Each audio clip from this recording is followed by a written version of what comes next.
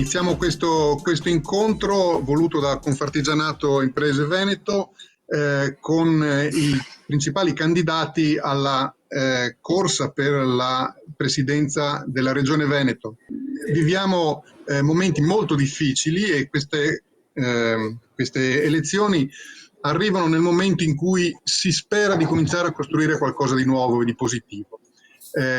Diciamo è una sorta di punto zero da cui dobbiamo partire un po' tutti, questo a prescindere dalle posizioni politiche. Confartigianato Imprese Veneto da tempo ha costruito un percorso di riflessione su quelli che sono, a loro modo di vedere, i punti fondamentali che dovrebbero essere affrontati da una politica regionale, ma non solo regionale, per cercare insomma di oltrepassare questo ostacolo che ci si è posto di fronte con diciamo un'unità di intenti che vada anche al di là delle singole posizioni politiche. Presidente Bonomo, a lei la parola per indicare in sintesi quali sono i vostri punti, le vostre richieste, se vogliamo, o anche i vostri suggerimenti, soprattutto le vostre proposte per l'immediato futuro della nostra regione. Grazie direttore. Intanto un saluto a tutti e un ringraziamento per aver voluto partecipare a questo incontro preelettorale. Bene, vi abbiamo inviato a tutti il nostro position paper, che non è un documento che serve solo come traccia di ciò che pensa, di ciò che vorrebbe venisse fatto da parte di Confartigianato a favore della piccola e media impresa ai candidati al mondo della politica, ma è anche un nostro impegno, cioè quello su cui noi nei prossimi 3-4 anni ci impegneremo affinché anche le nostre imprese possano mettersi al passo con i tempi, perché è un documento di lavoro che va a individuare quelli che sono i punti di debolezza anche delle nostre imprese, oltre che del nostro territorio, per cui dovremmo, assieme a chi ci amministrerà, fare un piano di lavoro affinché si migliori quella che è la competitività proprio di un territorio, quello veneto, che tutti quanti parlano di quello che è successo nel post-Covid, ma già al 29 di febbraio stava perdendo delle quote di competitività nei confronti di quello che è il territorio nel quale siamo immersi, per cui quote di competitività rispetto alla Emilia-Romagna e rispetto anche alla Lombardia. Questo è stato anche un argomento ieri di uno dei panel del Festival della Città Impresa, ed è stato analizzato in quell'occasione ieri mattina come mai il Veneto arrancava già nel pre-Covid e stava perdendo quote di competitività. Bene, allora e anche quel convegno di ieri mattina mi ha confortato, visto anche la rilevanza dal punto di vista culturale degli studiosi di questa materia, dell'economia e soprattutto dell'export. Mi ha confortato il fatto che il nostro position paper è proprio in quella direzione, ossia analizzato quali sono i punti di forza e i punti di debolezza del territorio, e ho visto che ieri mattina c'è stata una convergenza anche su quelle che erano le nostre non solo sensazioni, ma anche i nostri studi e le nostre posizioni.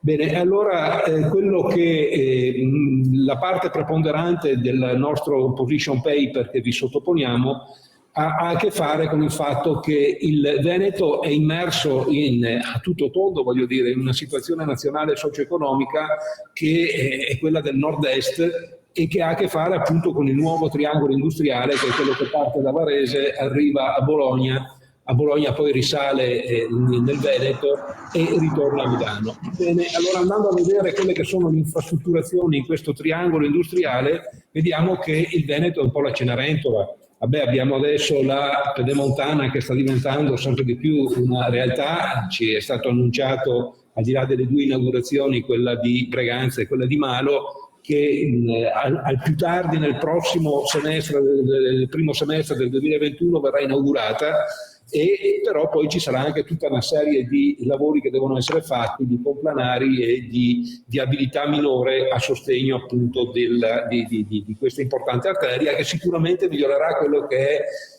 lo spostamento di persone e di merci.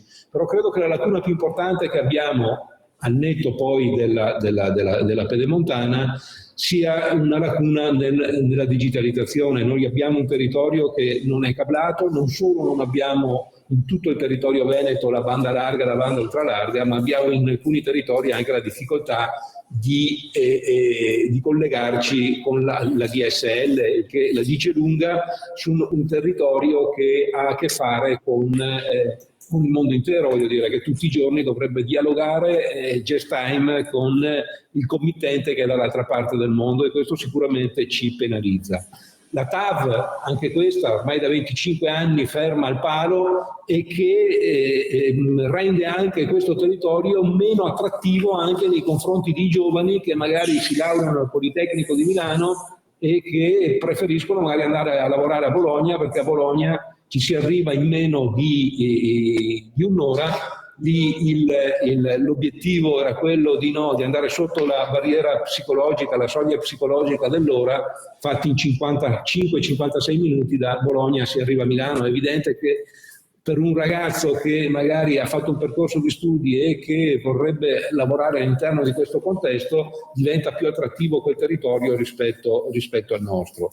Ecco, allora, analizzando che noi siamo a tutto tondo all'interno di questo triangolo, che poi sta trainando anche da un punto di vista del traino proprio economico un po' tutta la nazione, quello che noi proponiamo è che in futuro ci sia più progettualità, che al di là delle appartenenze politiche possano essere fatte in comunione, assieme, su grandi temi con queste altre due regioni, per cui non vederle come dei competitor col quale andare poi a misurarsi mensilmente su chi ha quota maggiore, quota minore di export, piuttosto che di risposte, piuttosto che di attività all'interno, ma utilizzare quella che a mio avviso è stata una buona esperienza, che è stata quella delle Olimpiadi, andare a programmare assieme quelli che sono gli sviluppi di questo territorio, perché se ci chiudiamo in casa rispetto anche a un'economia che è sempre di più mondiale,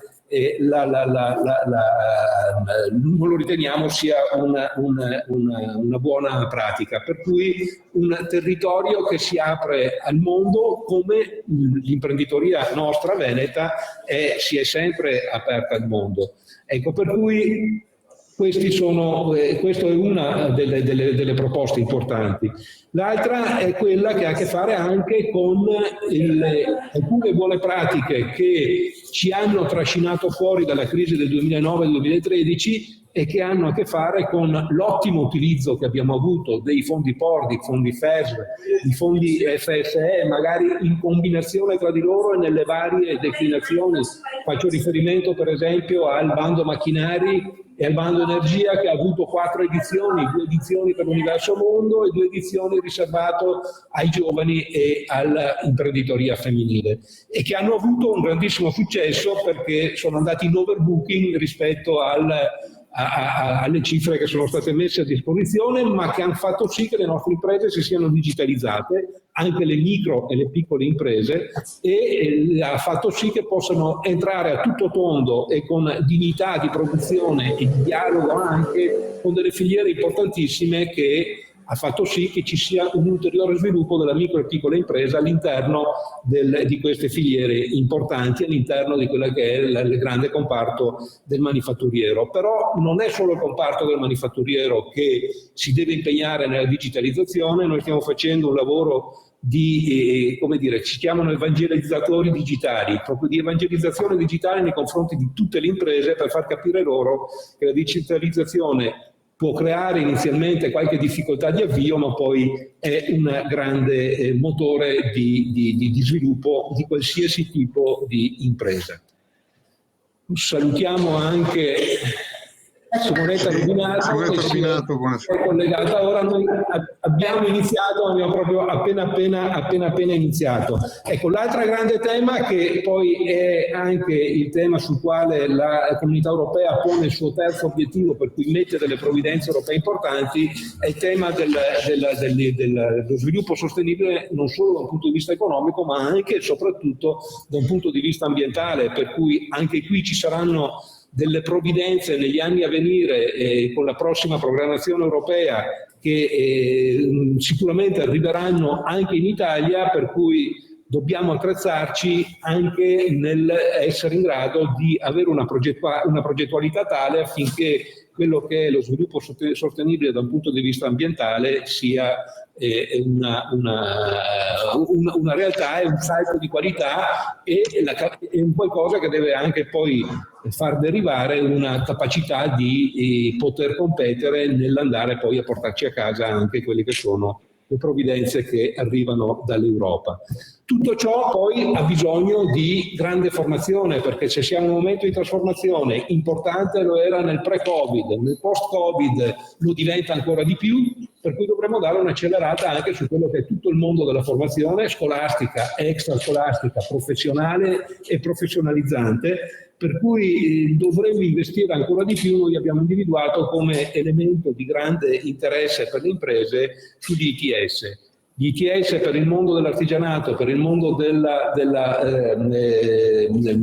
manifatturiero è una chiave di volta assolutamente importante, perché dà la possibilità ai ragazzi che hanno finito la parte di formazione tecnica, perché sono già in possesso di un diploma di scuola media superiore, di fare un percorso di 2 anni che non ha l'impegno dell'università, ma che prepara ulteriormente, e dovremmo tutti quanti darci da fare proprio anche per promuoverlo un po' di più, perché in Italia i numeri non sono proprio così, ormai sono 10 anni che sono partiti gli ITS, non sono così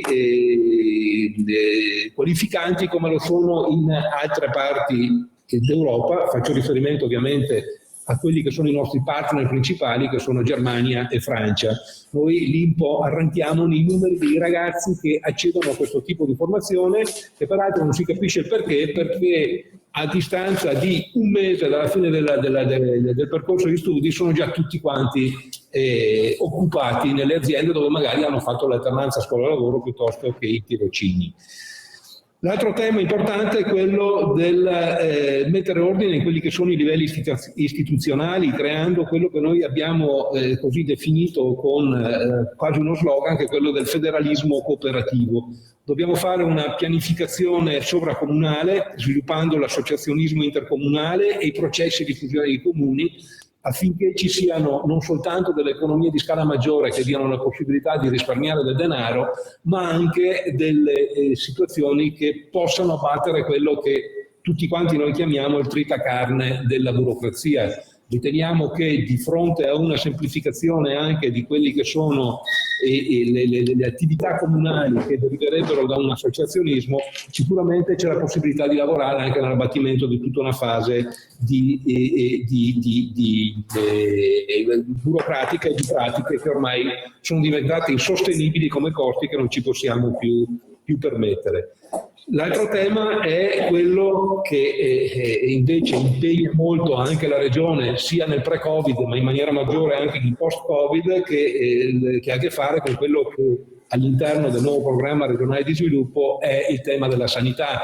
Noi dobbiamo essere in grado di fronteggiare eventuali epidemie importanti con un sistema sanitario che dia risposte immediate, che sia in grado anche di superare i picchi che abbiamo visto nella prima parte della pandemia, senza poi dover appunto arrivare all'estrema situazione del lockdown con il blocco totale del paese. Per cui la Regione Veneto ha avuto dei primati importanti per quanto riguarda la risposta sanitaria, e dobbiamo attrezzarci anche a questa nuova evenienza che era imprevedibile e inaspettata, e sicuramente l'abbiamo affrontata nel miglior modo possibile. Però adesso sappiamo che potrebbe esserci un ulteriore ritorno di questo tipo di grandissima difficoltà, e dobbiamo affrontarlo non più da neofiti come l'abbiamo fatto alla fine di febbraio, all'inizio di marzo, ma essere in grado di dare risposte sanitarie importanti affinché la gente ovviamente stia bene e non muoia, ma anche che poi dia la possibilità di non dover bloccare la regione Veneto. Un ultimo passaggio, che poi è la sintesi di questi 15 punti: riteniamo che tutti quei cantieri di cui noi abbiamo bisogno, facevo prima riferimento alla digitalizzazione e alla banda larga e ultralarga, non abbiano un iter così mostruoso da un punto di vista dell'avvio dei lavori e di tutta la parte pre-avvio dei lavori, ma che si vada verso le forme commissariali che abbiamo visto sono efficaci, con tutti gli strumenti di controllo affinché nessuno abbia neanche la tentazione, voglio dire, di mettere il ditino nella marmellata, ma che diano la possibilità di eliminare tutta una serie di pastori e lacci e lacciuoli burocratici e che ci sia un avvio veloce, perché molto spesso nei lavori pubblici abbiamo più tempo, dobbiamo impegnare più tempo per tutto l'avvio burocratico che poi l'esecuzione delle opere. Ecco, e questo riteniamo che non ce lo possiamo più permettere e dobbiamo assolutamente superarlo. Ecco, io mi fermerei qui, Ario, dando la parola a te per il governo e anche la regia dell'incontro e quelli che saranno adesso interventi dei nostri amici che hanno voluto essere con noi oggi e che nuovamente ringrazio. Grazie Presidente. Bene, fino qui l'elenco delle priorità e delle indicazioni e dei suggerimenti dati da Confartigianato Imprese Veneto. Il Presidente Bonomo ha fatto una carrellata molto rapida.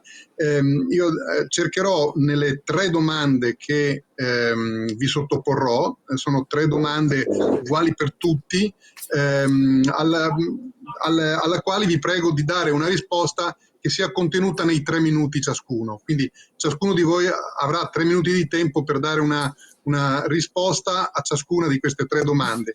Ecco, queste 3 domande dicevo che riprendono un po', cercano di sintetizzare quelli che sono i punti chiave della linea di Confartigianato, per cercare di capire anche quali sono le vostre proposte o le proposte delle vostre liste in merito a una situazione che si è delineata chiaramente, insomma, con questo lockdown. In particolare, per esempio, e veniamo al primo punto, in particolare il fatto che c'è una nuova centralità dell'Europa, che pur con tutte le critiche che si possono muovere, però è divenuto chiaro che è imprescindibile un rapporto con l'Europa, un rapporto che sì c'è da parte degli stati centrali, ma deve esserci anche da parte delle regioni.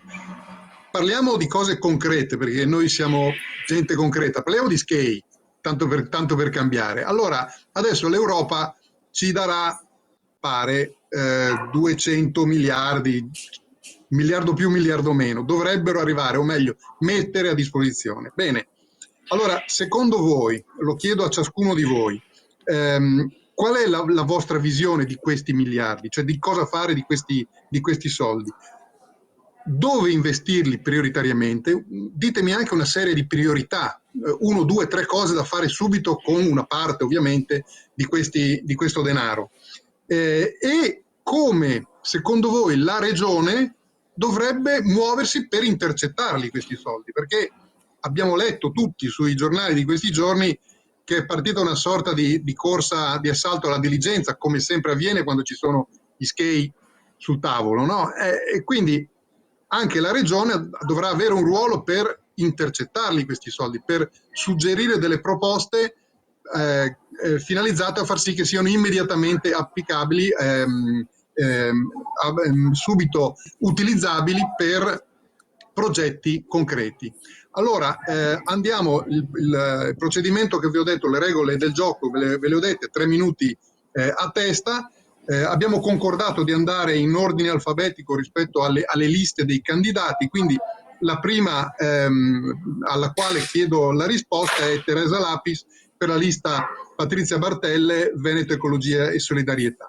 Sono al posto di Patrizia Bertella, che è la candidata presidente. Ringrazio la presenza di persone che inizialmente conosco, come Simonetta Rubinato e Roberto Marcato, perché è molto che fanno politica, e vedo che ci sono 3 giovani molto competenti e sono contenta perché io insegno sia all'università che nella scuola superiore e mi sembra che questo futuro deve essere affidato a dei giovani, perché se no non abbiamo capito cosa vuol dire sostenibilità.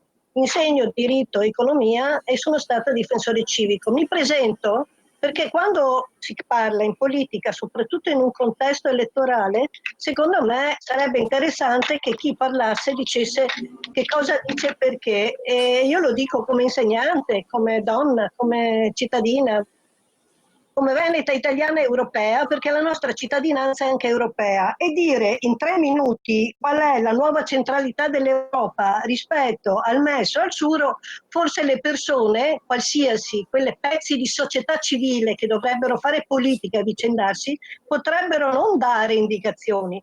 Una lista di civica come la nostra, piena di insegnanti e di donne che hanno problemi di sanità, di scuola, di organizzazione, potrebbero promuovere un rapporto territorio e scuola, formazione, istituzioni che riguarda l'accesso, la trasparenza, la tutela, la mancata corruzione, l'accoglienza, perché le donne chiedono informazioni, le persone anziane che sono a carico delle famiglie, quindi welfare che io traduco perché buona parte delle giovani non sa che significa stato sociale e stato del benessere. Io so che il collega, l'interlocutore Antonio, non mi ricordo perché c'è scritto solo Antonio, è un economista, Guadagnini. Guadagnini. L'ho sentito qualche volta alla televisione perché è una persona presente, ha un suo patrimonio culturale di filosofia e di economia, e Simone Borile è un antropologo e un mediatore. Io faccio mediazione da 20 anni, insegno economia da 30 e le persone non capiscono quando i politici esprimono queste cose tra loro, tanto quando non capiscono in tribunale cos'è la giustizia. Però noi adesso parliamo di SCEI, perché quando siamo pratici parliamo di SCEI, ma anche i miei studenti dicono prof, l'economia è SCEI, ma l'economia è anche una scienza sociale che soddisfa i bisogni delle persone che devono condividere questi beni. Sono quelli che sono furbi, fanno i SCEI, e quegli altri forse non capiscono. Allora io spiego agli studenti, scusate, sono solo un insegnante e non c'è un profilo culturale molto avanzato nella politica degli insegnanti, tant'è che si parla di SCEI, pratica, investimenti, proposte. Io posso solo dire che noi parliamo di partecipazione, che le decisioni che vanno prese in un territorio devono...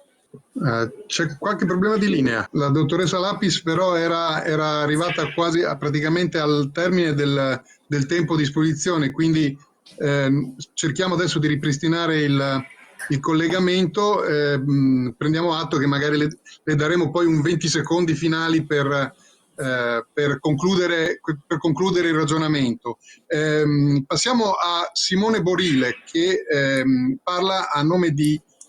comunque per la lista Enrico Cappelletti, Presidente Movimento 5 Stelle. Allora un ringraziamento per l'invito, parlo a nome di Enrico Cappelletti, però a nome di una linea del Movimento 5 Stelle Veneto e della mia ovviamente candidatura anche a consigliere regionale di Padova e provincia. Allora è vero che con il Recovery Fund noi abbiamo finalmente scoperto l'Europa, un'Europa che effettivamente noi volevamo.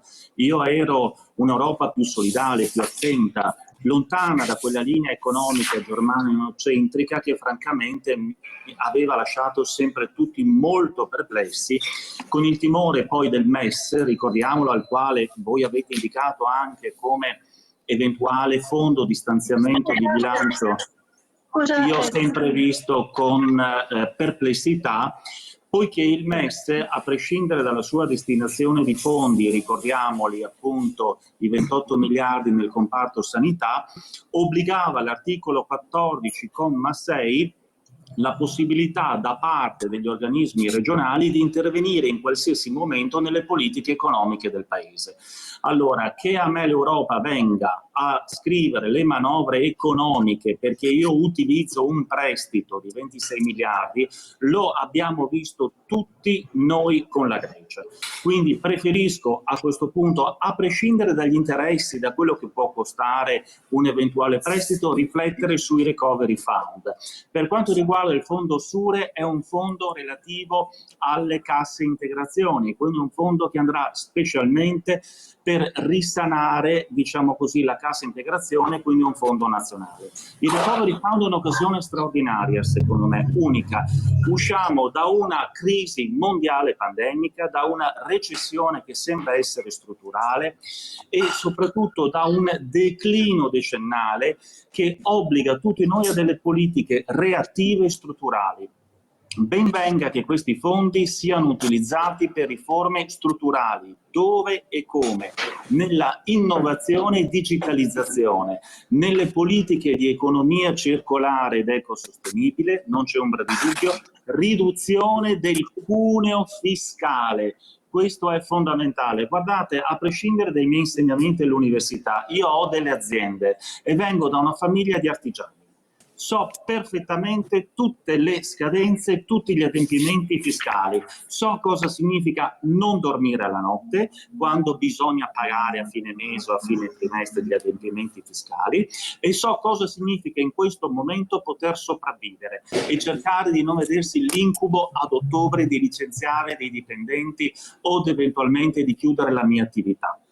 La Regione ha un ruolo centrale in tutto questo, intercettare i fondi e rendere assolutamente accessibile il credito e il sostegno alle piccole e medie imprese. Questo è fondamentale. Ricordiamo che l'Italia negli ultimi 7 anni ha fatto peggio solo la Spagna nell'utilizzo dei fondi europei. Noi abbiamo nel territorio nazionale visto la transizione di 76 miliardi e ne abbiamo utilizzati solo 26. Solo 26, vale a dire che gli altri sono lì accantonati. Non siamo in grado di utilizzare i fondi europei. Abbiamo un'enorme opportunità. Abbiamo un'enorme opportunità da parte mia, che la Regione sia protagonista, locomotiva, ma soprattutto intervenga nelle grandi opere, infrastrutture, ecosostenibilità e soprattutto imprese e lavoro. Aiuti le imprese anche attraverso l'Export, il patto con l'Export dell'1,4 miliardi che abbiamo messo noi per cercare di internazionalizzare. Nel mio programma elettorale ho messo il Made in Veneto, che non significa solo un brand veneto, significa qualità, significa efficienza, significa una filiera, un comparto produttivo che sia riconoscibile. Grazie a voi. Grazie. Dottoressa Lapis, è caduta la linea, aveva ancora un 30 secondi di tempo, le chiedo di completare il suo ragionamento in 30 secondi, però per mantenere il rigore e i termini dei tempi che ci siamo dati. Prego, grazie, a lei la parola. Grazie mille, mi scusi, le pari opportunità, quindi nella mia lista dove non ci sono professionisti, economisti, sono molti professori, pensiamo che il rapporto migliore sia quello di attivare quel federalismo che è stato detto in senso partecipativo, perché se noi ci capiamo, e qui ci sono altri giuristi, altre persone colte, mettiamoci d'accordo cosa vuol dire cooperativo partecipativo, articolo 117-18 della Costituzione, articolo 97, buona amministrazione e sussidiarietà. Ho concluso. Grazie, la ringrazio molto anche per la sua precisione, per la sintesi. Antonio Guadagnini, per il Partito dei Veneti, come intercettare le quote a disposizione sul tavolo dell'Unione Europea e dove investirle, le priorità? Anche per lei 3 minuti a disposizione, grazie.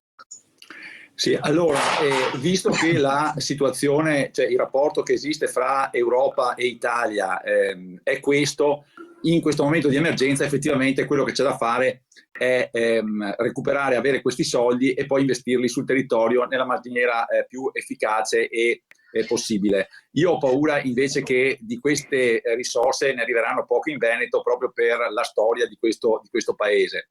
Se arrivasse qualcosa, e ne dubito, io lo investirei nel completamento della metropolitana di superficie. Secondo me il Veneto del futuro deve essere un'area metropolitana integrata con il contesto europeo e mondiale e deve essere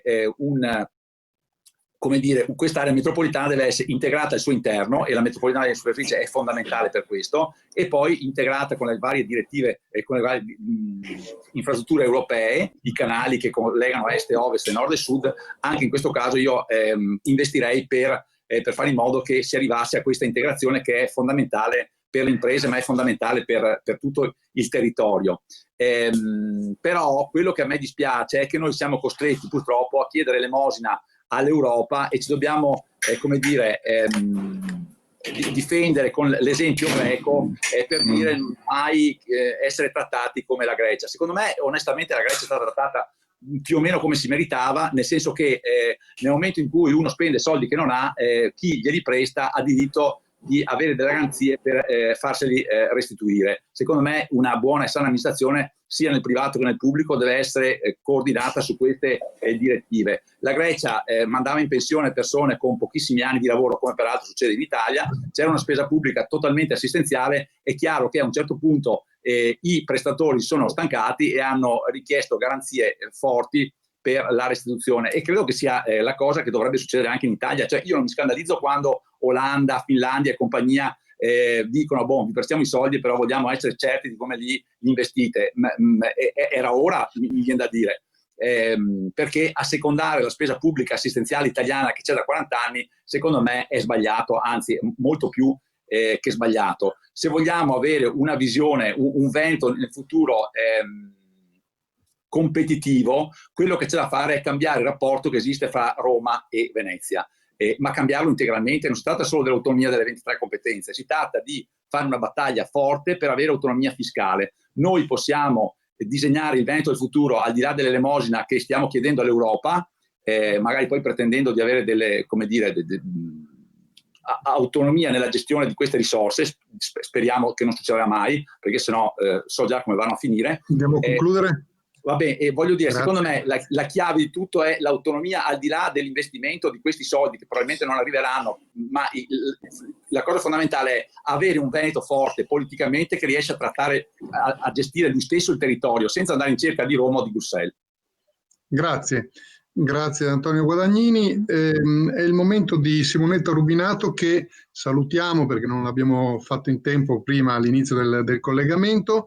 Per la lista Veneto Simonetta Rubinato per le autonomie, le chiediamo la sua opinione, le sue coordinate su questo punto, su come intercettare e dove investire prioritariamente le risorse messe a disposizione dall'Europa in questo frangente. Anche per lei 3 minuti, grazie. La questione centrale è quella che è stata ricordata anche nel documento di Confartigianato, dove si sottolinea come il Veneto, lo leggo, lo cito, inaugurare una nuova stagione di programmazione attraverso la costruzione di un nuovo programma regionale di sviluppo che tenga conto della nuova fase storica nella quale siamo arrivati. Allora, non c'è vento favorevole, diceva Seneca, per chi, come dire, non ha una direzione chiara verso cui andare.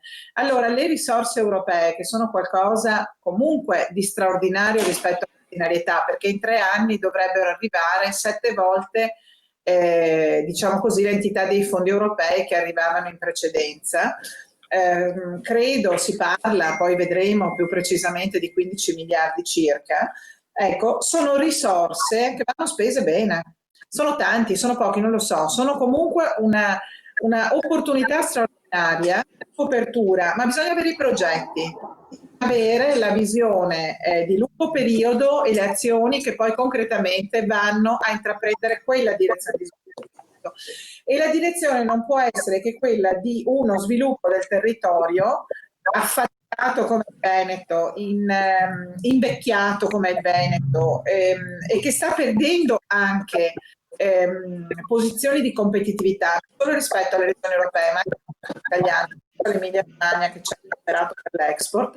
E quindi la direzione non può che essere una programmazione strategica, che spero sia già in qualche modo possa realizzare quanto prima, perché i tempi di avere i progetti su cui concretamente spendere non sono lunghissimi, e il Veneto mi pare che abbia un programma di sviluppo che è del 2007, quindi secondo me va fatta programmazione e pianificazione strategica insieme anche agli attori sociali ed economici del territorio, all'insegna di quale caratteristiche dello sviluppo, ma è stato detto anche nell'introduzione dal presidente di Confartigianato.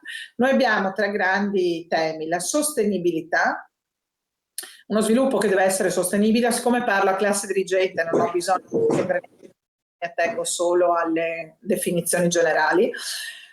Inclusività e attrattività. Il tema è mettere in campo dei progetti forti. Credo che il documento di Confartigianato indichi diversi cantieri concreti sui quali non si può che condividere. L'unico modo perché queste risorse vengano spese bene è quindi che la Regione abbia un forte ruolo di pianificazione, di programmazione e quindi progetti pronti da cantierare. Quali? Infrastrutture.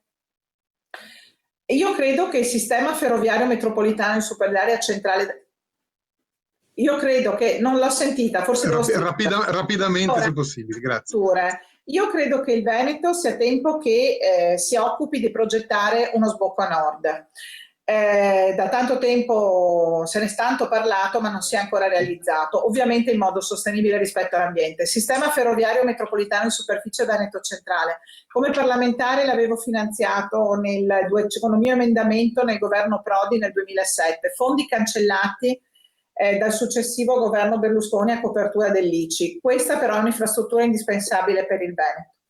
Adeguare la rete stradale e in particolare la rete viaria. Il Veneto è un cantiere aperto, ma purtroppo è un disordine viabilistico aperto. Abbiamo e paghiamo con un inquinamento straordinario una viabilità del tutto inadeguata. Infine, ultima battuta concreta perché poi devo lasciare la parola ad altri. Se noi vogliamo che questo Veneto sia attrattivo e torni a essere attrattivo, abbiamo bisogno di risorse da investire per rigenerare il nostro territorio, perché lo sviluppo ha dato molto al Veneto e anche all'Italia, lo sviluppo un po' a guida autonoma disordinato che c'è stato di consumo del territorio. Sì, o facciamo Chiudiamo.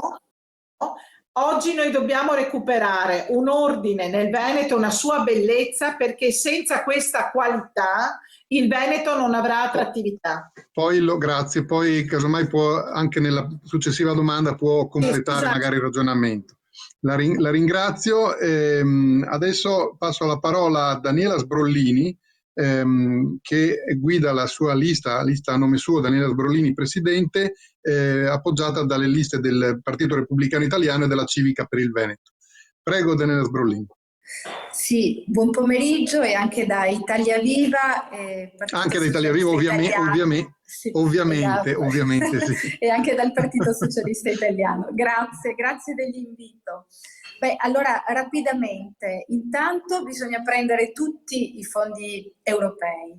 Quindi questa è la prima considerazione per quanto ci riguarda, lo abbiamo anche scritto nel nostro programma, quindi significa tutto quello che abbiamo già, c'è già e quello che dovrà ancora arrivare, cioè anche il MES, bisognerà prendere anche i 37 miliardi per il MES perché andranno spesi in sanità e io spero anche per un ritorno ad un modello di eccellenza sociosanitario, visto che in questi anni la Regione ha fatto perdere anche competitività proprio perché si è tornati indietro, dividendo e frammentando questi due settori che invece secondo me strategicamente devono stare assieme.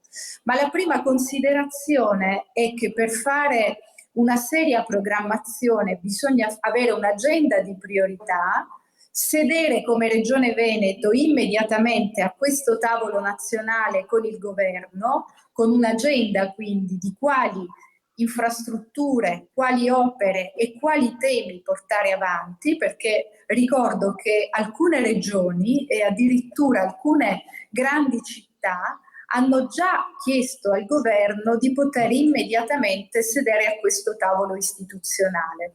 Lo si fa riprendendo anche le parole del Presidente Bonomo, che mi trovano assolutamente d'accordo, se si instaura un rapporto positivo, dialogante, di confronto, ma anche dialogante, non conflittuale con il governo. Quindi è importante prima di tutto che ci sia un tavolo istituzionale in cui la Regione, io lo chiedo già, al di là di chi sarà maggioranza e minoranza, il 22 settembre questi 15 miliardi circa che dovrebbero essere i soldi da destinare alla Regione Veneto possano arrivare con una programmazione e una pianificazione di quello che serve al Veneto. Quindi serve sicuramente un nuovo modello di società dove il Family Act, dove la famiglia e la scuola siano i due pilastri, quello della famiglia e della scuola, per ridisegnare quello che serve in investimenti per il Veneto. Abbiamo detto sicuramente un nuovo modello sociosanitario,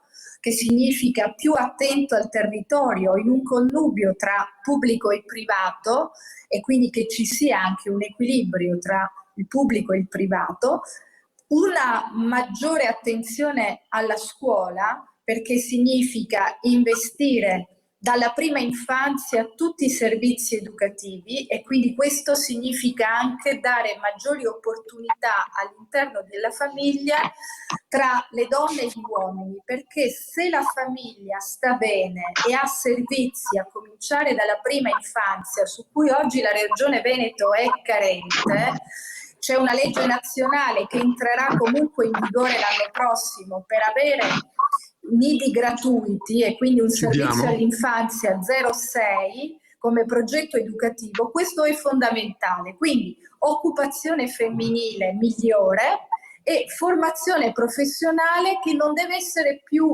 lo dico con un termine riprendendo le parole di Stefano Zamagni, non più alternanza scuola-lavoro, ma integrazione scuola-lavoro, per dare una maggiore attenzione tra chi oggi appunto frequenta la scuola e poi deve lavorare. Grazie. Grazie Daniela Sbrollini. Concludiamo questo primo giro con Roberto Marcato che parla a nome della Lega e a sostegno del presidente candidato Zaia. Prego Roberto Marcato.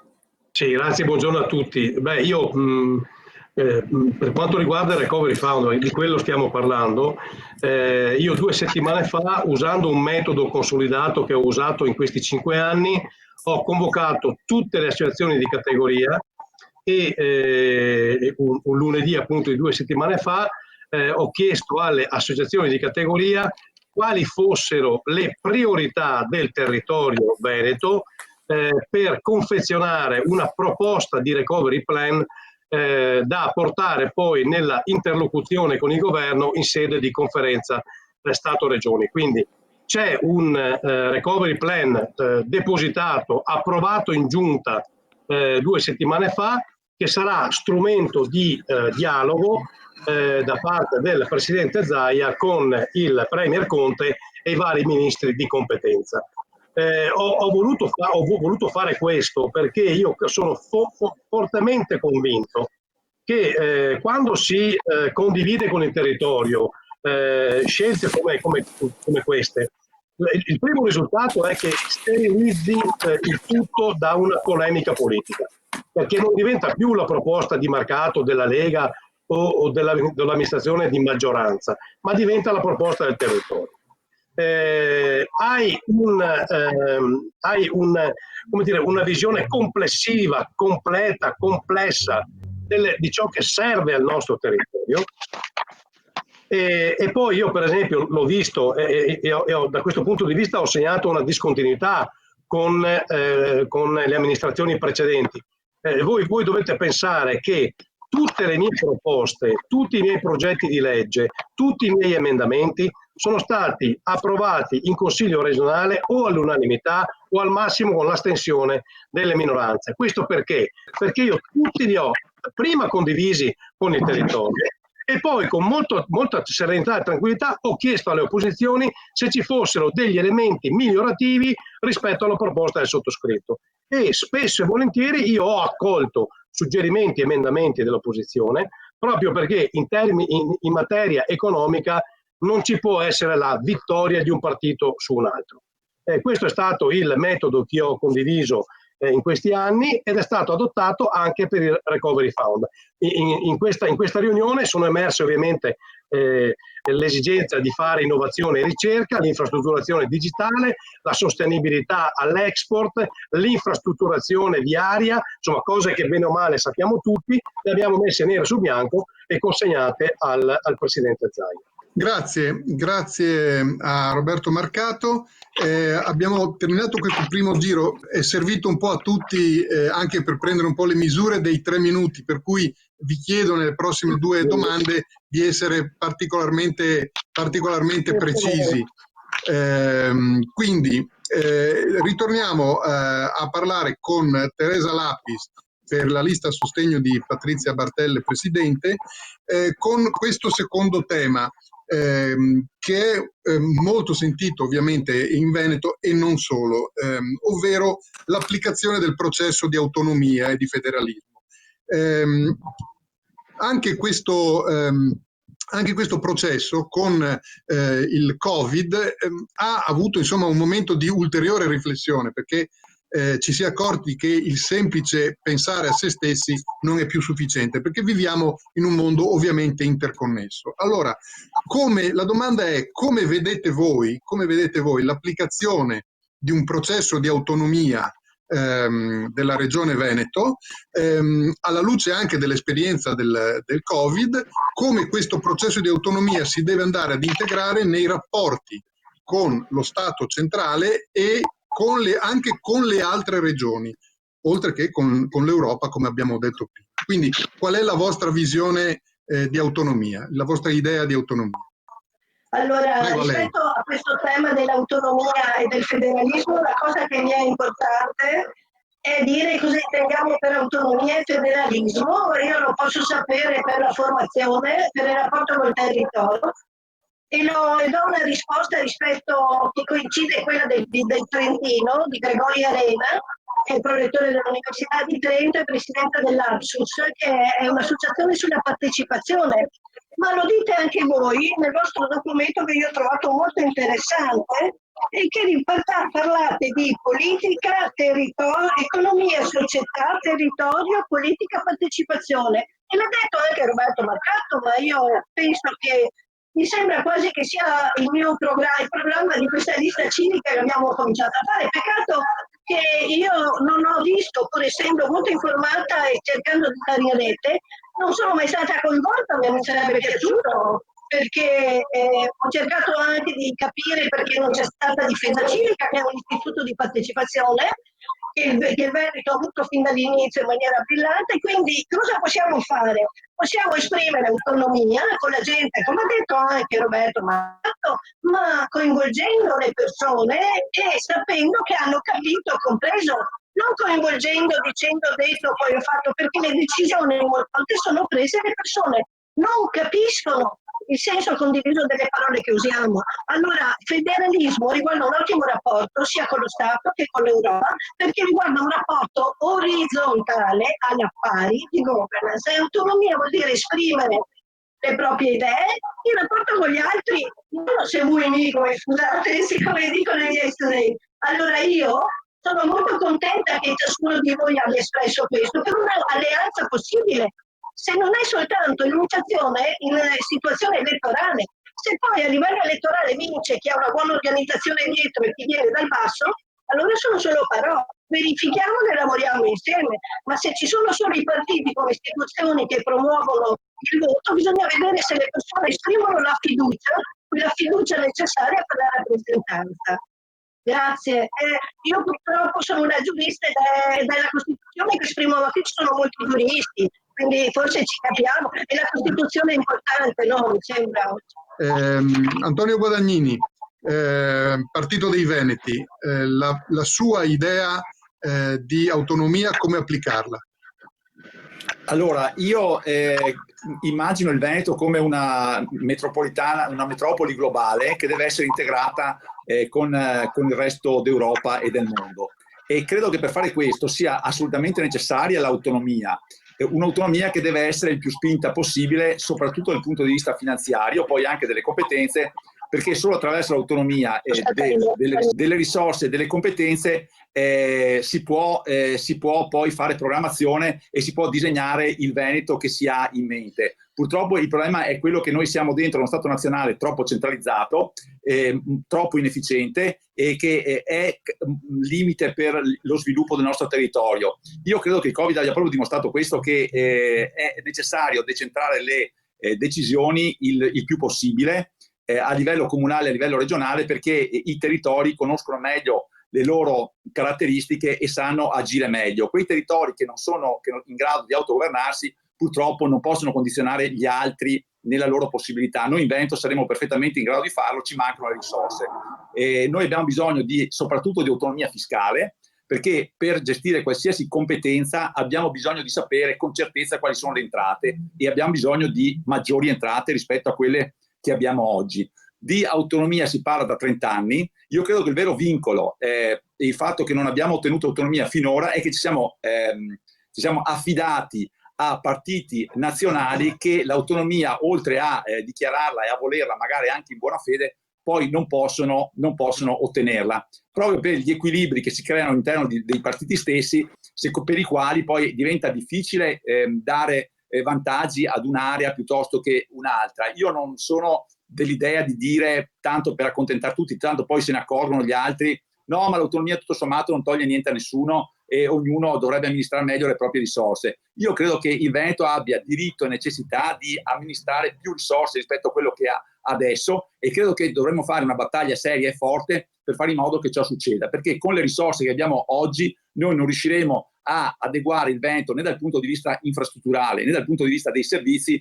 di tutto quello che ci ha spiegato prima, per esempio, il presidente Bonomo. Cioè, se noi rimaniamo con le risorse che abbiamo, pur anche gestendole noi, non riusciremo mai a fare niente di quello che abbiamo bisogno. Allora, io credo che serva un partito territoriale che agisca come sta agendo un partito territoriale in provincia autonoma di Bolzano e che riesce a trattare con lo Stato ad armi pari, ad essere efficace nelle rivendicazioni a difesa del proprio territorio. E il Partito dei Veneti è solo per questo che si è candidato da solo e vuole correre a queste regionali, perché credo che questo sia il modello che il Veneto del futuro debba intraprendere se vuole passare dalle parole ai fatti, altrimenti continueremo con le chiacchiere da qui all'eternità. Grazie, molto preciso anche dal punto di vista della tempistica, Antonio Guadagnini. Allora andiamo avanti con Simonetta Rubinato, la cui lista, anche la sua lista, ha proprio la parola autonomia nello slogan, nel nome.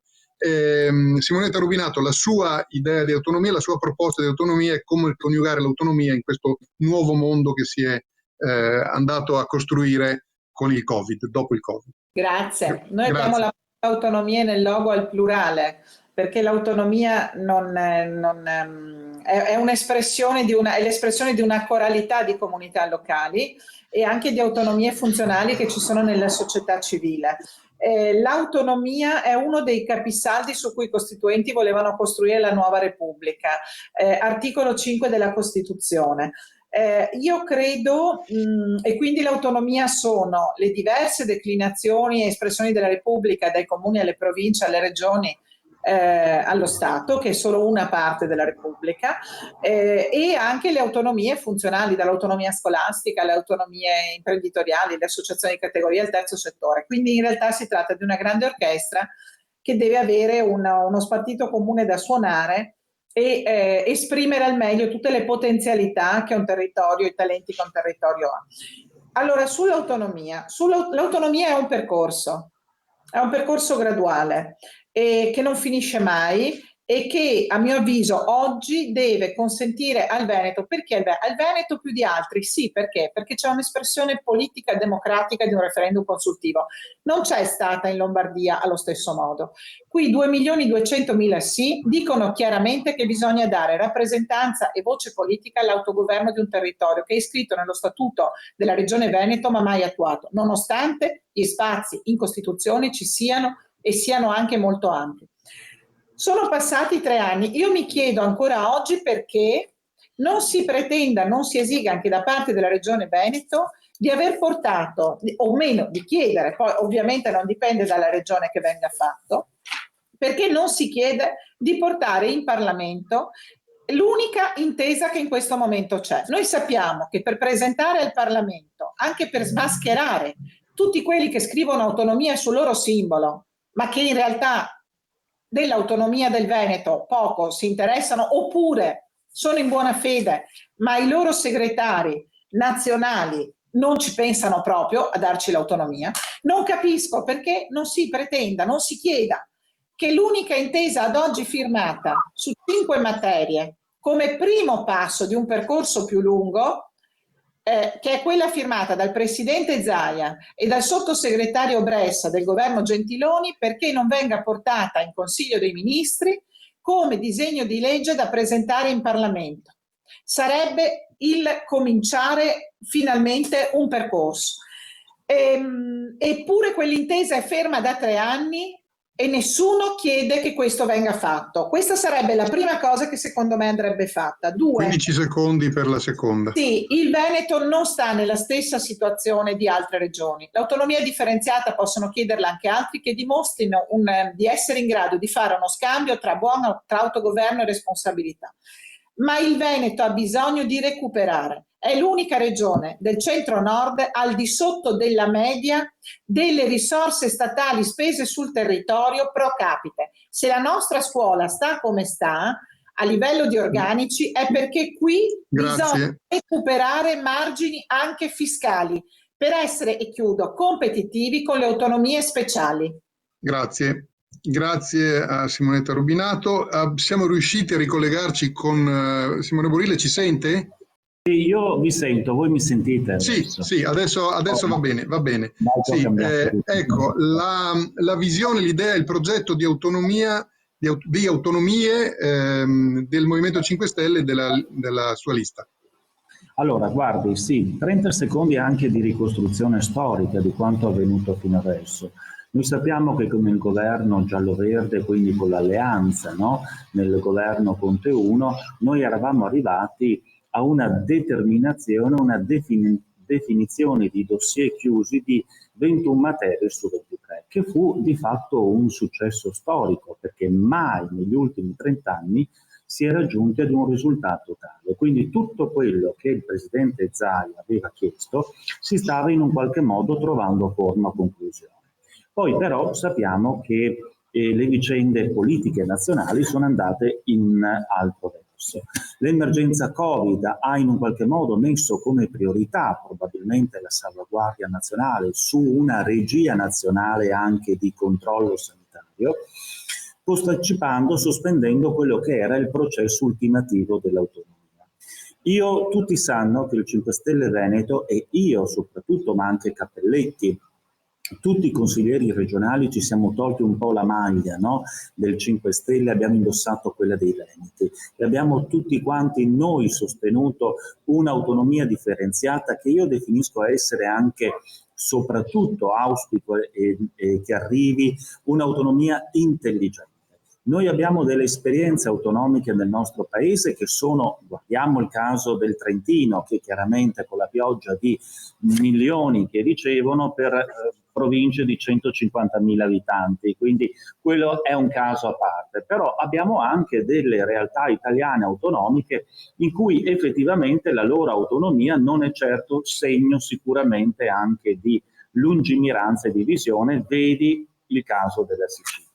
Per quanto mi riguarda, io sono a favore di un'autonomia e mi auguro che questa autonomia possa arrivare anche con questo governo, perché significa in un qualche modo responsabilizzarsi, perché hai dei miliardi che tu devi far ricadere nel territorio e sei obbligato a questo punto a dialogare con tutte le territorialità, perché ricordiamo che le filiere, esempio, produttive di Padova sono diverse da quelle del Trevigiano, sono diverse da quelle di Venezia, quindi la specificità territoriale è fondamentale e la Regione potrebbe avere una regia complessiva di spesa anche intelligente nei vari territori. Per quanto mi riguarda, e chiudo una battuta, poi se eventualmente questo governo o quando semmai dovesse esserci un nuovo governo, ricordiamo che ci sono delle forze politiche al giorno d'oggi nazionali che hanno sottoscritto un contratto per il presidenzialismo. Il presidenzialismo significa l'accentramento di tutti i poteri in un'unica persona a Roma, sia come capo del governo che capo dello Stato, che detta l'agenda e la politica economica di un paese, che è in posizione completamente antitetica al concetto di autonomia che noi abbiamo. Attenzione da questo punto di vista. Quindi è vero, il mercato ha dei dubbi su alcuni suoi alleati e io francamente sono d'accordo con lui proprio perché promuovono un'autonomia centrale. Io mi auguro, a prescindere dal colore politico di chi porterà a casa questa autonomia, che l'autonomia venga in fretta per i veneti, per mettere le più risorse nei nostri territori in maniera efficiente e intelligente. Grazie. Grazie. Daniela Sbrollini, prego, l'autonomia, il disegno, il vostro disegno di autonomia, la vostra idea. Noi lo abbiamo anche nello slogan, anche noi, autonomia e coraggio, perché appunto noi pensiamo che questa autonomia ormai decantata da troppi anni e mai arrivata, adesso deve finalmente arrivare a compimento. C'erano già le condizioni per poterlo fare, in questo caso parlo anche da parlamentare ed esponente della bicamerale per gli affari regionali e le autonomie, perché c'è una maggioranza trasversale, quindi c'è una volontà politica o non c'è una volontà politica, questa è la verità. Non avevamo bisogno di fare neanche il referendum, a me dispiace dirlo, senza polemiche, ma si potevano forse risparmiare quei 14 milioni di euro come hanno fatto altre regioni che sono andate al tavolo con il governo in maniera costruttiva. Comunque, al di là di quello che è accaduto, non ci interessa più. Oggi noi diciamo o maggioranza o minoranza, basta che ci sia la volontà di assumersi la responsabilità fino in fondo di fare un'autonomia che sia prima di tutto una riorganizzazione territoriale, regionale, che significa intanto una maggiore autonomia dei livelli degli enti locali, quindi dei sindaci. Significa valorizzazione delle specificità di questa regione. Per esempio, deve entrare a pieno titolo, cosa che a oggi ancora non c'è perché è completamente ignorata, la provincia di Belluno nello statuto regionale, il riconoscimento pieno di Venezia città metropolitana, il riconoscimento delle comunità montane e di tutto quello che è un territorio eterogeneo, ma da questo punto di vista patrimonio storicamente è oggi più che mai grande e unico nel panorama italiano, per ridisegnare un'autonomia che sia davvero funzionale ed efficiente rispetto alle richieste del territorio. Non c'è bisogno di chiedere necessariamente 23 competenze, a parte che molte si possono già esercitare e non si esercitano compiutamente, ma l'idea è quella di dire aiutiamo i territori, obblighiamo le unioni e le fusioni comunali, perché se non mettiamo e non inseriamo l'obbligo non ci saranno mai, lo abbiamo visto. Non significa perdere la propria identità, significa efficientare i servizi, perché oggi molti comuni non sono in grado di dare i servizi alla persona che sono necessari. Quindi nessun nuovo centralismo regionale, ma una riforma regionale territoriale, quindi un federalismo fiscale che abbia come primo input quello appunto di una riorganizzazione di un territorio che vede insieme mare, fiumi, montagna e quindi ha la necessità di avere un'identità. Minoranza, il giorno dopo noi siederemo a quel tavolo con lo Stato e all'interno del Consiglio regionale per portarla a casa nella maniera più seria possibile. E questo significa davvero risparmiare anche dei soldi e portare più servizi alla Regione Veneto. Grazie, grazie. Lasciamo intanto Daniela Sbrollini riprendere la corsa verso Vo, poi ci risentiamo tra poco per l'ultima domanda. Concludiamo questo giro sul concetto di autonomia, sull'obiettivo dell'autonomia con Roberto Marcato per la Lega. Prego Marcato. Sì, allora intanto ricordo che se oggi abbiamo quasi tutti i partiti che scrivono nel proprio simbolo autonomia è perché qualcuno 3 anni fa ha voluto fare un referendum, e se oggi tutta l'Italia parla di autonomia è perché quel referendum ha avuto un successo clamoroso e storico di partecipazione dei veneti. Un primo elemento. Secondo elemento, io sto ai fatti, io ricordo che per esempio c'era un referendum che grazie a Dio siamo riusciti a sventare, di riforma costituzionale dello Stato previsto da Matteo Renzi, che di fatto avvocava a Roma tutte le competenze che erano rimaste alle regioni, riportando a un centralismo che francamente nessuno ne sentiva il bisogno ed è stato per fortuna bocciato. Un altro esempio che cito proprio perché per sottolineare l'incapacità che ha questo paese di riformarsi e questa sensibilità reazionaria di questo paese.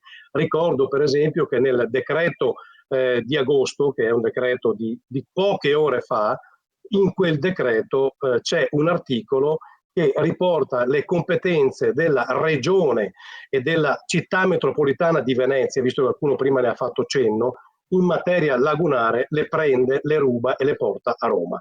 Ecco, giusto per inquadrare il campo di gioco dove noi stiamo giocando. Allora, siccome per me l'autonomia è sinonimo di responsabilità e io sono profondamente convinto che l'unico sistema per dare competitività e una prospettiva di crescita davvero importante per il nostro paese sia una riforma complessiva dello Stato su un versante autonomista, io come sapete bene tutti quanti, io ho preteso prima di firmare l'alleanza con gli altri partiti che sostengono il presidente Zaia, ho preteso come condizio sine qua che ci fosse una firma da parte dei segretari nazionali di quei partiti sulla proposta autonomista che noi abbiamo presentato al governo e al Parlamento. Non ci fosse stata quella firma, non avremmo oggi nessun tipo di alleanza. Questo l'avevo preteso e fino all'ultimo si è cercato di non andare su questo versante. Alla fine, probabilmente non con grande gioia, ma hanno firmato quel patto. È del tutto evidente che il sistema centralista ha aumentato le differenze fra nord e sud e ha aumentato in maniera sproporzionata l'inefficienza di questo paese. Quindi se vogliamo dare il posto che merita l'Italia, e cioè il primo posto al mondo, l'unico sistema è una riforma federalista autonomista.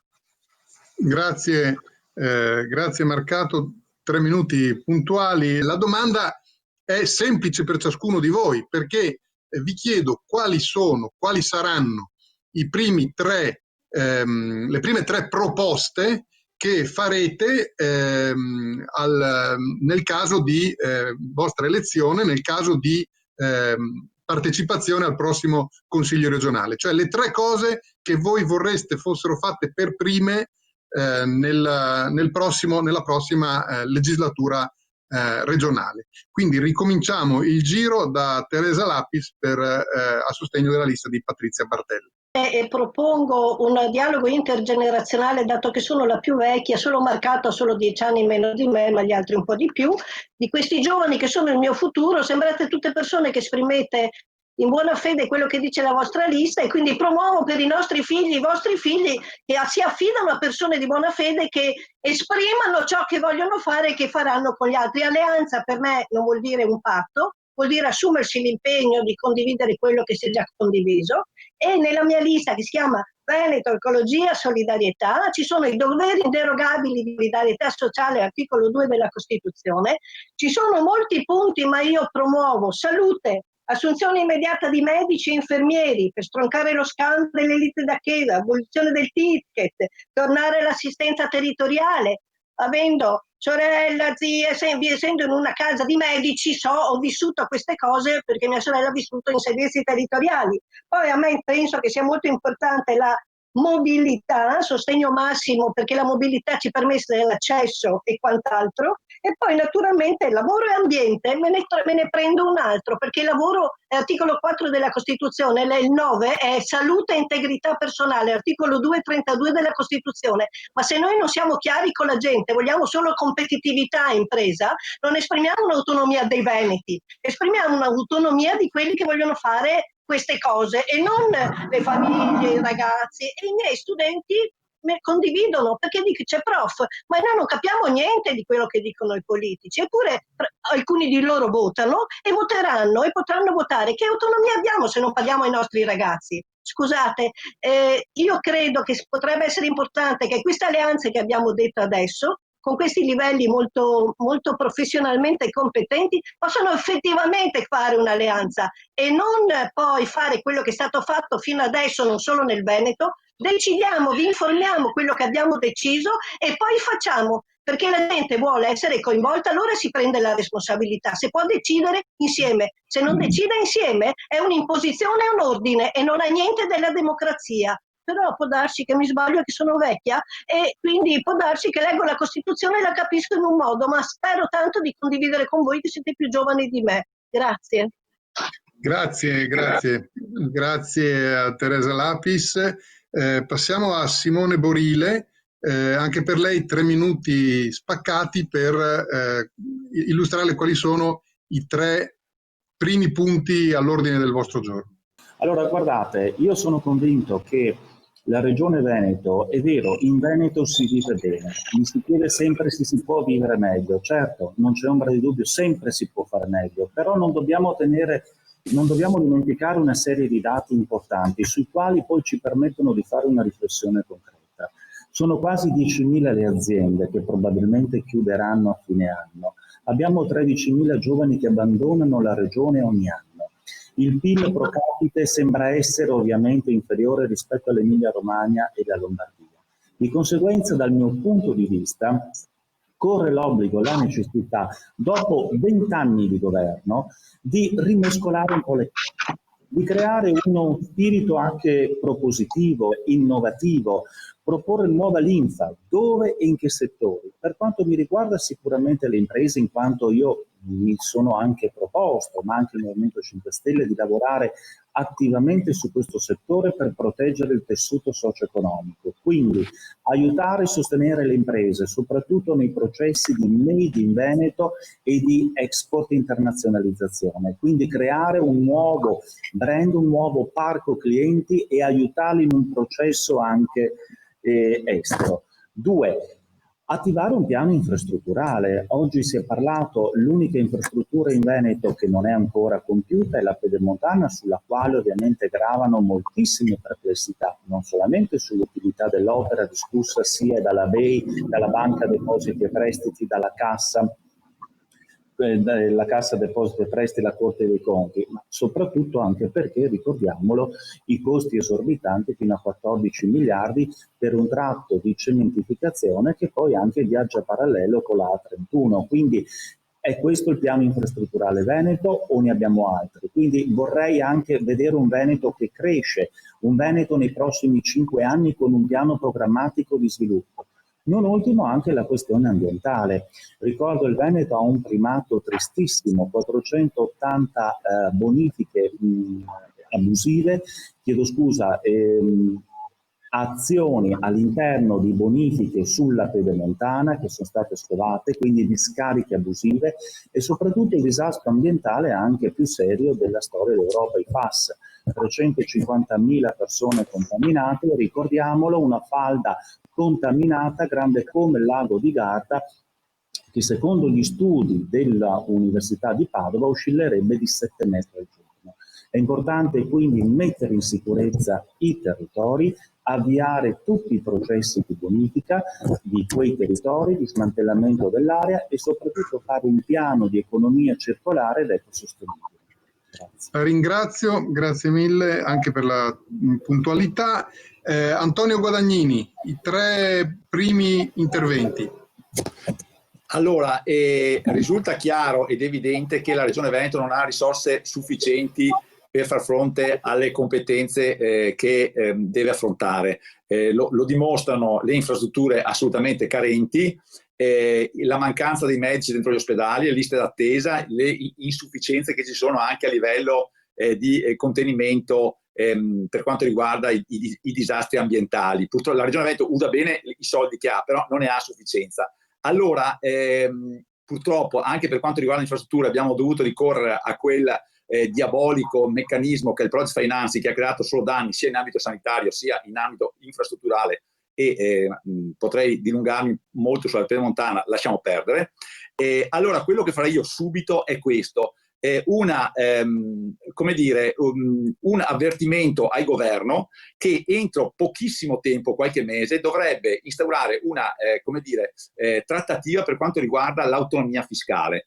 Noi abbiamo bisogno di risorse certe, se no tutto quello che proponiamo diventano sogni. cioè risorse maggiori di quelle che abbiamo adesso a disposizione. Questo è assolutamente necessario, anche se sembra utopico, perché se non abbiamo soldi in più è inutile che parliamo, cioè l'efficienza della spesa, quei 13 miliardi li spendiamo bene, non c'è niente da fare, soltanto che ne servirebbero molti, ma molti di più, per poter dare al Veneto quello di cui ha bisogno. Noi stiamo perdendo molto in termini di competitività, anche perché abbiamo deciso di non mettere addizionale IRPEF e abbiamo fatto bene, perché non dobbiamo gravare di imposte ulteriori i cittadini del Veneto, visto che ne paghiamo già troppe.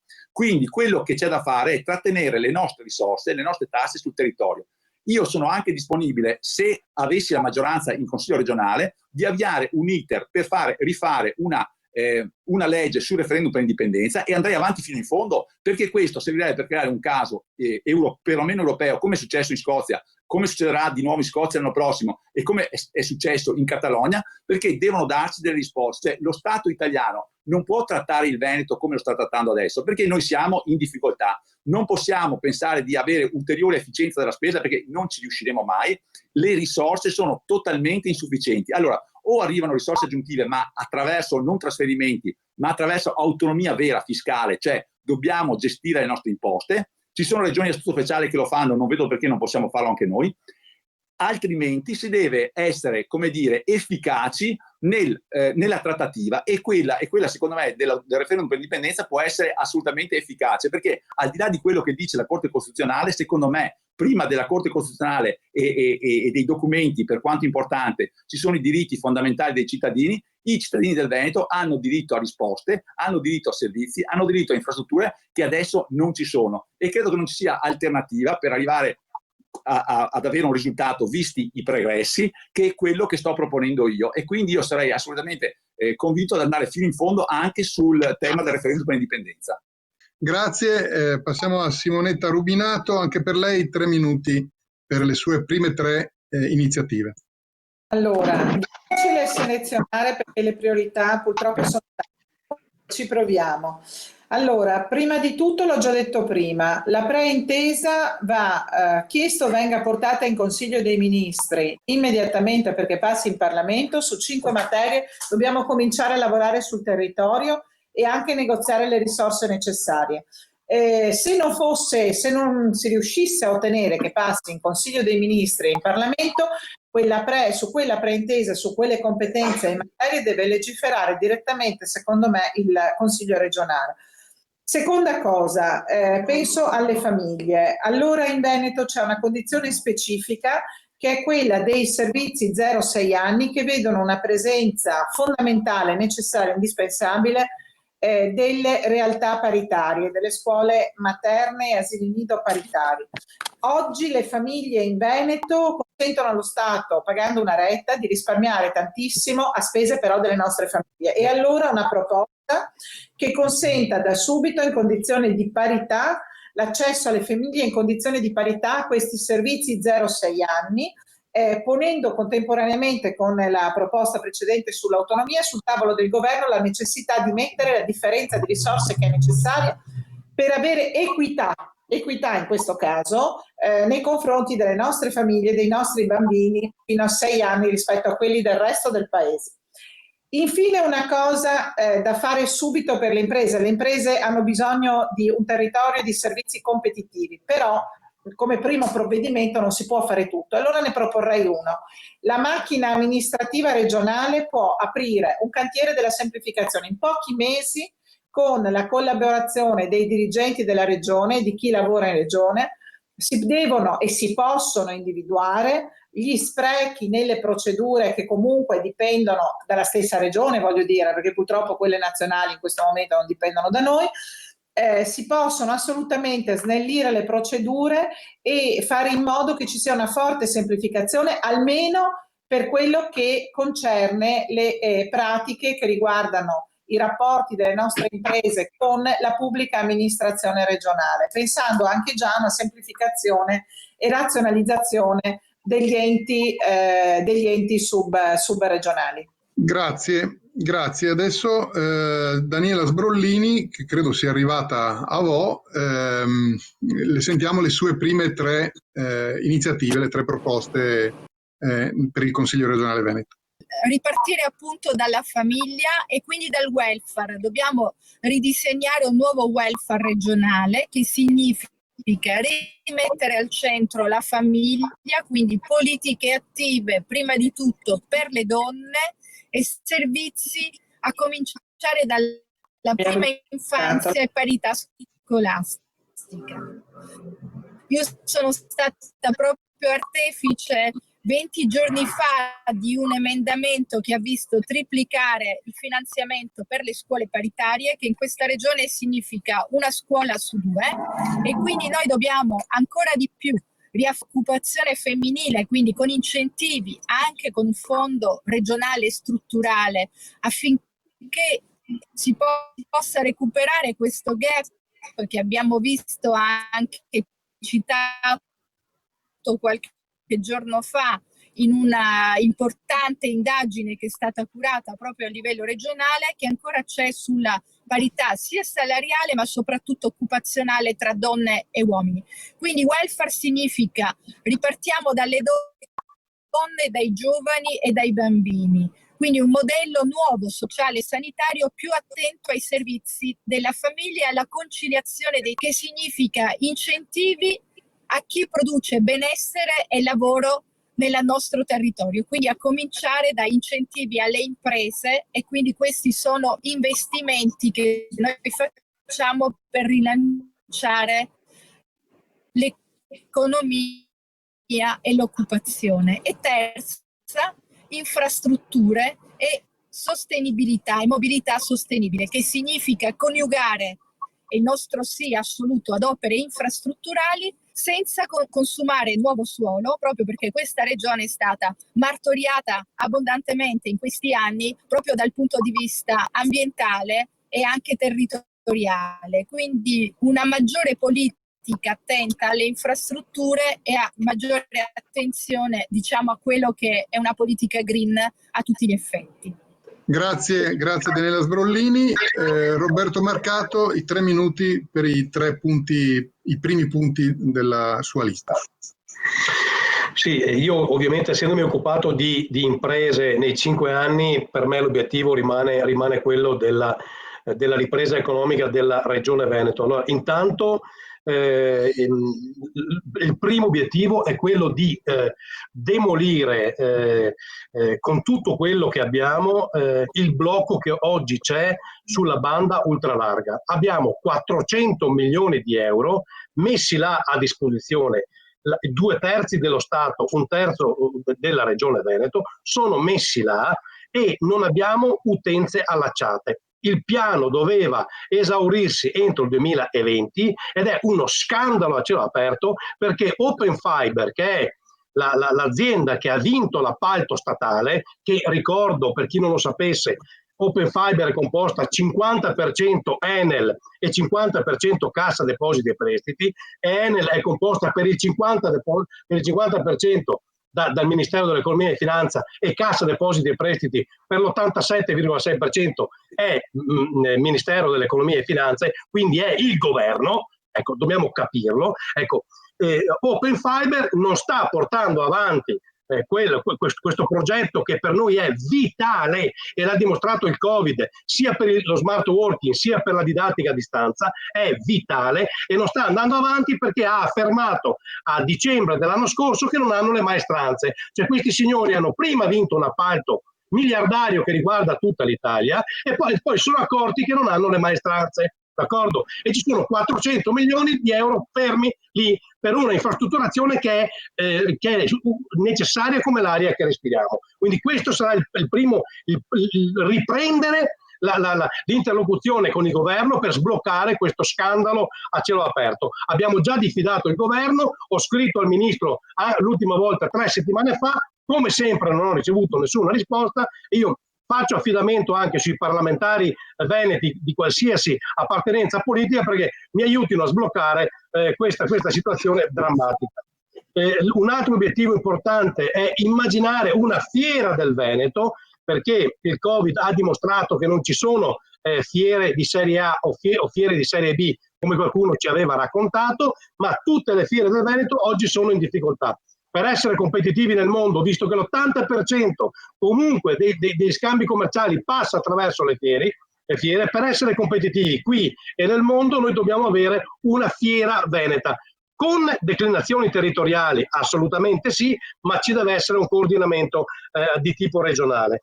E poi continuare assolutamente in questo processo osmotico fra mondo accademico della ricerca e mondo dell'impresa. Noi abbiamo fatto le reti innovative regionali, che è una novità assoluta e che il magnifico rettore di Padova ha definito una rivoluzione copernicana, proprio per mettere in simbiosi aziende e ricerca. Questi sono i 3 elementi su cui bisogna continuare a lavorare da subito. Grazie Roberto Marcato. Presidente Bonomo, Confartigianato Imprese Veneto, è soddisfatta del dibattito, delle cose che sono emerse da questo giro con i candidati in primo luogo, ed è soddisfatta quantomeno fino ad ora delle risposte che ha avuto non solo oggi ma in questo periodo di interlocuzione durante la campagna elettorale? La lascio concludere con questa considerazione. Certo, grazie direttore, rinnovo il ringraziamento anche per la competente partecipazione al dibattito di oggi pomeriggio. Per quanto riguarda la campagna elettorale, oltre a questi incontri che stiamo facendo con i candidati e presidenti, sui vari territori Confartigianato sta organizzando incontri con i candidati consiglieri, per cui tutte le nostre territoriali a geometria variabile hanno delle serate in cui con i propri direttivi, purtroppo Covid non permette il fatto di avere una estensione maggiore, voglio dire, rispetto alla platea, ma con i propri direttivi allargati, per cui stiamo sempre parlando di un'ottantina di persone che poi si fanno a loro volta portavoce con i propri rappresentati, siano essi territoriali o di categoria. Ecco, per cui c'è un'attività molto importante rispetto al far arrivare il pensiero di Confartigianato non solo ai candidati presidenti ma anche ai candidati consiglieri. Credo che i temi che abbiamo trattato oggi siano temi di primaria importanza. L'impegno che ognuno si è preso faccia poi parte, quando sarà finita la competizione elettorale, della maggioranza che andrà a governare, sia di chi andrà a fare opposizione.